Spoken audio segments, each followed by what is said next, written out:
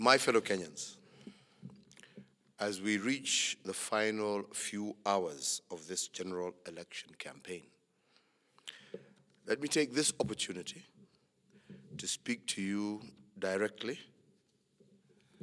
Today, not as a political candidate, but as your president of our great nation, the Republic of Kenya. As this campaign season draws to a close, I am reminded of something my father once said. It is also something that I personally have been thinking about for many weeks now and throughout this campaign. And as I consider what God has planned for me and indeed for our great nation in the future, my father did once say, our children may learn about the heroes of the past, but our task is to make ourselves the architects of the future. Well, indeed, my father and those who work closely with him to liberate our country are indeed my heroes. I often think about what they would say about the last 4 years of my presidency, whether they would be proud of what I have done, and what advice they would have given to me. But what I know, without any doubt, is that they would be proud of their country and us as its people.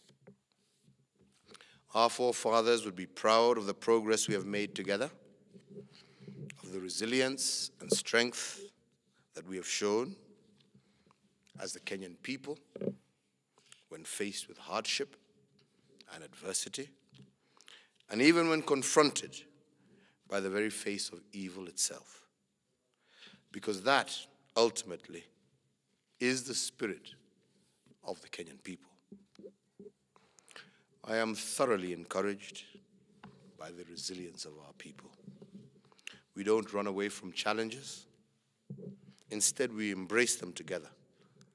Our history as a nation is defined by our ability, time and time again, to unite and achieve the impossible. Not to simply complain from the sidelines.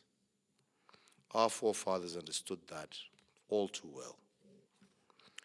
And that same Kenyan spirit is as alive today as it was during the struggle for our independence. I also think about whether I live up to their call that we serve as architects of the future. I have spoken many times during the last few months about how I have worked hard, day and night, over the last 4 years to lay the foundation for building a strong and prosperous Kenya. But the truth is, we have worked together as a people to lay that foundation. Every single Kenyan has played his or her role as an architect of our future. We have young entrepreneurs carving out our nation's new job-creating 21st century economy. We have mothers battling the effects of drought to continue to put food on their families' tables. And we have builders forging thousands of miles of roads, railway, and electricity to connect brother to brother, sister to sister, mother to son, farmer to market, and business to consumer. I know that many Kenyans are still struggling, and we have much more work to do. But I am encouraged to see the spirit of the Kenyan people every day.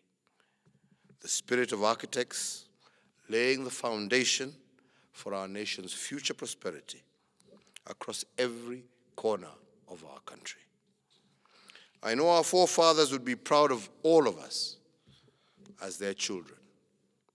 It is indeed this spirit that I want all of us to reflect on as the national general election campaign comes to a close. Because the job of an architect also comes with enormous responsibility. Each and every one of us is charged by God and by the legacy of every great Kenyan who has lived before us to care for one another, to love one another, to always consider the consequences for the future over the passions and ambitions of the present. If our fathers were here today, sitting next to us, I am certain that they would urge every Kenyan to do what I am about to implore. We are all Kenyans. Our mothers and fathers all struggled so that we would all have a better Kenya and a better future. They gave us the greatest gift any son or daughter could ask for. They gave us a home. They gave us our beautiful nation. They were the architects of our future, and that stewardship of trust has now passed on to us. We must not, and I repeat, we must not disappoint them. No matter the result of this election, we must stand together as one people.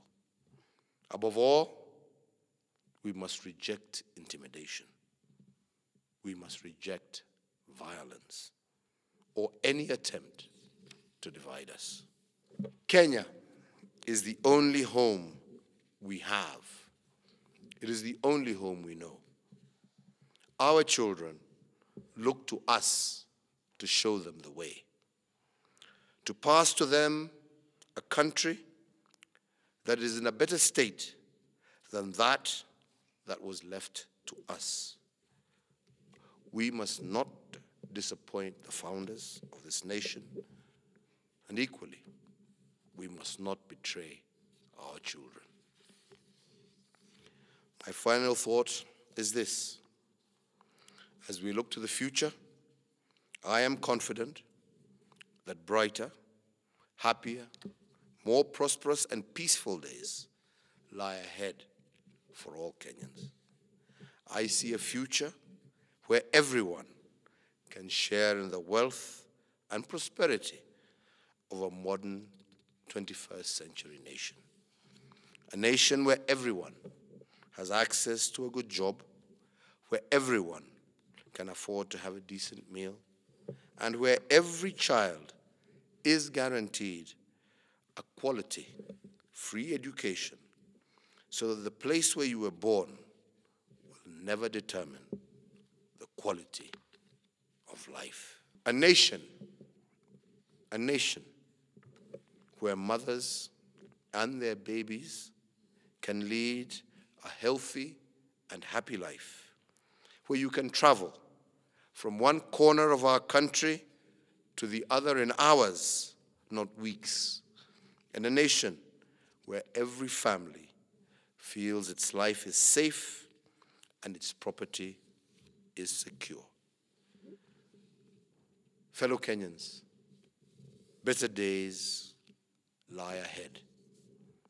Yes, we have more work to do, but as Kenyans, as architects of the future, we can all be proud that we have made progress in laying the foundation for building a great nation, a stronger, safer, and prosperous country for all Kenyan citizens. I believe our founding fathers are proud of us all. As I conclude, mine is to ask every single eligible citizen to turn out tomorrow in great numbers do that which our democracy entitles you to do. Vote for the candidates of your choice. But my plea is that as we do so, let us do so in peace. Remembering, as I said yesterday, that after you cast your ballot, please go home. Go back to your neighbor, regardless of where he or she comes from, their tribe, their color, their religion. Your neighbor is your brother. Your neighbor is your sister. How you have voted should not in any way reflect or change the manner in which you have related to your neighbor. Shake their hand, share a meal, and tell them. Let us wait for the result. For Kenya will be here long after this general election. May God give us peace. May God give us tranquility. And may God protect this great country and her people in the future. I thank you.